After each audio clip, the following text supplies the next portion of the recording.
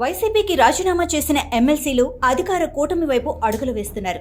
శుక్రవారం అమరావతిలో ముఖ్యమంత్రి నారా చంద్రబాబు నాయుడు సమక్షంలో ముగ్గురు ఎమ్మెల్సీలు అధికారికంగా తెలుగుదేశం పార్టీలో చేరనున్నారు. ఈ ముగ్గురిలో బల్లి కళ్యాణ్ చక్రవర్తి, కర్రి పద్మశ్రీ, మర్రి రాజశేఖర్ ఉన్నారు.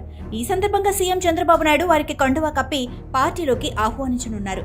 ఇప్పటికే వీరు వైసీపీతో పాటు తమ పదవులకు కూడా రాజీనామా చేశారు. అయితే వారి ఎమ్మెల్సీ రాజీనామాలపై శాసనమండలి చైర్మన్ ఇంకా నిర్ణయం తీసుకోలేదు. అసెంబ్లీ ఎన్నికల ఫలితాల తర్వాత వైసీపీ నుంచి నేతల బహిష్కరణ వేగం పెరిగింది. పార్టీ ప్రధాన కార్యదర్శి విజయసాయిరెడ్డి సహా పలువురు రాజ్యసభ సభ్యులు కూడా వైసీపీకి గుడ్ బై చెప్పారు. తాజాగా ఈ ముగ్గురు ఎమ్మెల్సీలు టీడీపీ వైపు చేరటం రాజకీయ వర్గాల్లో చర్చనీయాంశంగా మారింది.